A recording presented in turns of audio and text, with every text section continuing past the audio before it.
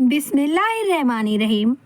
वाक़या हुज़ूर अकरम सल्लल्लाहु अलैहि वसल्लम और नस्तूरा राहिब का।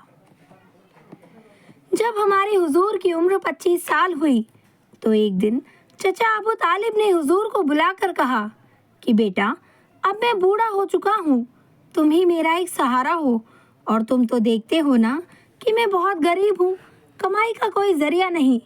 इसलिए मैं चाहता हूँ कि अब तुम तिजारत शुरू करो और अपना कारोबार करो ताकि 4 पैसे कमा सको।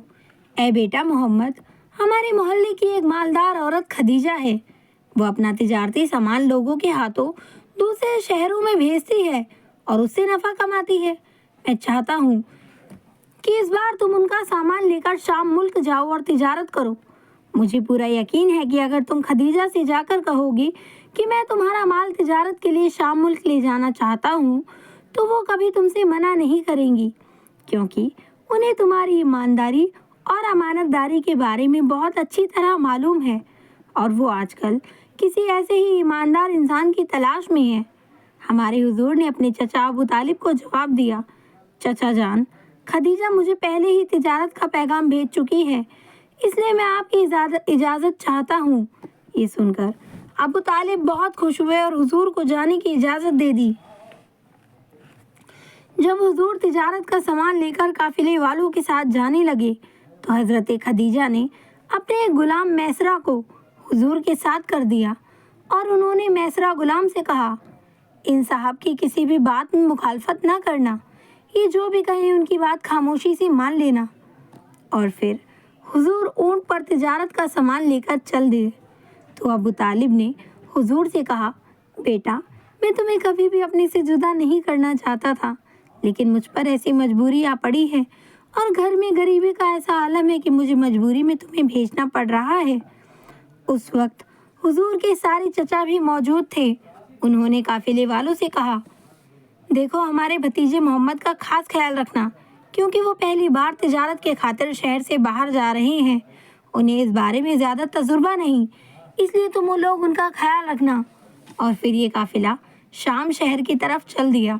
जैसे ही हुजूर मक्का शहर से बाहर निकले तो अल्लाह की तरफ से मोजिज़ों और करिश्मों की बारिश होने लगी। मैसरा गुलाम बयान करते हैं कि मैंने देखा कि तेज़ धूप में मोहम्मद के ऊपर एक बादल ने साया कर रखा है। हम सभी को धूप लग रही थी, लेकिन मोहम्मद पर छाँव थी।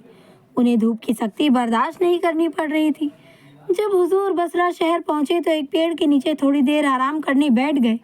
वो पेड़ नस्तूरा नाम के एक ईसाई आलिम के घर के सामने लगा था। जब हुजूर उस पेड़ के नीचे जाकर बैठे तो अचानक उस नस्तूरा राहिब को इसकी खबर हो गई और वो जल्दी से अपने घर से बाहर निकला। हुजूर को उस पेड़ के नीचे बैठा देख वो राहिब बहुत हैरान हुआ और उसने मैसरा गुलाम से पूछा, ये कौन है? तो मैसरा गुलाम ने बताया कि ये कुरैश के खानदान से है और मक्का के रहने वाले हैं। इस पर उस जादूगर नस्तूरा राहिब ने कहा कि आज तक इस पेड़ के नीचे नबी के अलावा कोई भी बैठ नहीं सका।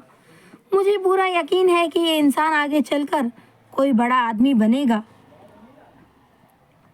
और फिर नस्तूरा राहिब चलता हुआ हुजूर के पास पहुंचा और आपकी आंखों में देखते हुए मैसरा गुलाम से पूछने लगा कि क्या इस इंसान की आंखों में ये लाल डोरे हमेशा पड़े रहते हैं या फिर कभी कभी? तो मैसरा गुलाम ने जवाब दिया, हाँ, इनकी आंखों में तो ये लाल डोरे हमेशा पड़े रहते हैं। ये सुनकर वो ईसाई आलिम घबरा कर कहने लगा, हाँ, फिर तो ये वही है जिनका हमारी किताबों में जिक्र है।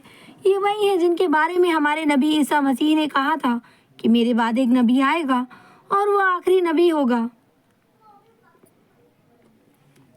फिर वो नस्तूरा राहिब हुजूर के पास आए और आपके सर को चूमा, फिर पैरों को चूमा और कहने लगा, ए मोहम्मद, आपके अंदर वो सारी निशानियां मौजूद हैं जो हमने अपनी किताबों में आखिरी नबी की पढ़ी थी। बस एक निशानी देखना बाकी रह गया है, इसलिए आप अपने कंधे से चादर हटाएं। तो हुजूर ने जैसे ही कंधे से चादर हटाई तो नबूवत की मोहर चमक रही थी। ये देख वो नस्तूरा राहिब मोहरे नबूवत को चूमने लगा और कहने लगा, मैं गवाही देता हूँ कि अल्लाह के सिवा कोई माबूद नहीं और आप अल्लाह के सच्चे रसूल हैं। ऐ काश मैं वो ज़माना पा लेता कि जब आपको नबी बनाया जाएगा। اس واقعے کے بعد ہمارے حضور بصرہ شہر کے بازار میں پہنچے اور اپنا سامان بیچ کر کچھ دوسرا سامان خریدا۔ اس دوران ایک عیسائی آدمی حضور سے بحث کرنے لگا اور کہنے لگا کہ اگر آپ سچے ہو تو لات و عزا بتوں کی قسم کھاؤ۔ تو حضور نے فرمایا، میں ان بتوں کی قسم نہیں کھاتا، بلکہ میں اگر کبھی ان کے پاس سے گزرتا بھی ہوں تو اپنا چہرہ پھیر لیتا ہوں۔ اس پر اس عیسائی آدمی نے کہا کہ مجھے پتا تھا آپ کا یہی جواب ہوگا۔ اور پھر وہ عیسائی آدمی میسرہ غلام سے اکیلے میں ملا اور کہنے لگا، اے غلام، تمہارے ساتھ یہ جو آدمی آئے ہیں یہ آنے والی نسلوں کے نبی ہیں۔ ان کے اندر وہ ساری نشانیاں موجود ہیں جو ہماری پرانی کتابوں میں آخری نبی کے بارے میں لکھی ہوئی ہیں۔ کچھ دن بصرہ شہر میں رہنے کے بعد یہ قافلہ واپس مکہ شہر کی طرف لوٹا۔ اس بار قافلے والوں کو اپنی تجارت میں بہت زیادہ نفع حاصل ہوا۔ راستے میں لوٹتے وقت ایک واقعہ اور پیش آیا کہ حضرت خدیجہ کے 2 اونٹ جو میسرہ غلام لے کر چل رہے تھے وہ دونوں بہت کمزور اور بیمار پڑ گئے، جس کی وجہ سے وہ چل نہیں پا رہے تھے۔ اس لیے میسرہ غلام قافلے سے پیچھے رہ گئے اور حضور کا اونٹ قافلے میں سب سے آگے چل رہا تھا۔ جب میسرہ غلام قافلے سے پیچھے ہونے لگے تو وہ اپنے بیمار اونٹ سے اترے اور دوڑتے ہوئے قافلے میں سب سے آگے حضور کے پاس پہنچے اور حضور کو ساری باتیں بتائیں۔ تو حضور میسرہ غلام کے ساتھ ان 2 بیمار اونٹوں کے پاس پہنچے۔ حضور نے ان اونٹوں کی گردنوں پر ہاتھ رکھ کر چپکے سے کچھ پڑھا تو اچانک ان دونوں اونٹوں میں عجیب سی طاقت آ گئی اور وہ بہت تیز چلنے لگے۔ یہ دیکھ کر قافلے والے بھی بہت حیران ہوئے۔ لوٹتے وقت میسرہ غلام نے ایک عجیب و غریب چیز دیکھی کہ جب بھی دھوپ کا وقت ہوتا تو حضور پر 2 فرشتے آ کر چھاؤں کر لیتے اور انہیں دھوپ نہیں لگتی۔ ان فرشتوں کو میسرہ غلام نے خود اپنی آنکھوں سے دیکھا اور پھر کچھ قافلے والوں نے بھی ان فرشتوں کو دیکھا تھا۔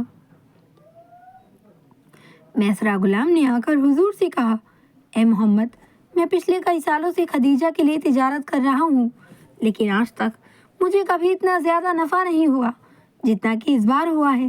آخر یہ قافلہ مکہ پہنچا۔ ہمارے حضور دوپہر کے وقت مکہ میں داخل ہوئے۔ اس وقت حضرت خدیجہ اپنے گھر کی چھت پر کچھ کام کر رہی تھی کہ تبھی انہوں نے آسمان میں 2 فرشتوں کو دیکھا جو کسی انسان پر سایہ کیے ہوئے تھے۔ یہ دیکھ کر حضرت خدیجہ بہت حیران ہوئی۔ جب وہ انسان قریب پہنچا تو حضرت خدیجہ نے دیکھا کہ وہ کوئی اور نہیں بلکہ ہمارے پیارے آقا نبی کریم صلی اللہ علیہ وآلہ وسلم تھے۔ یہ دیکھ کر حضرت خدیجہ بہت حیران ہوئی اور پھر شام کو میسرہ غلام نے حضرت خدیجہ کو حضور کے معجزوں کے بارے میں اور اس نستورہ راہب کے بارے میں سب کچھ بتایا اور فرمایا، اے ہماری سیدہ، آج تک کبھی مجھے تجارت میں اتنا زیادہ نفع نہیں ہوا کہ جتنا اس بار ہوا ہے۔ میسرہ غلام حضرت خدیجہ کے سامنے حضور کی مسلسل تعریفیں کرتا جا رہا تھا۔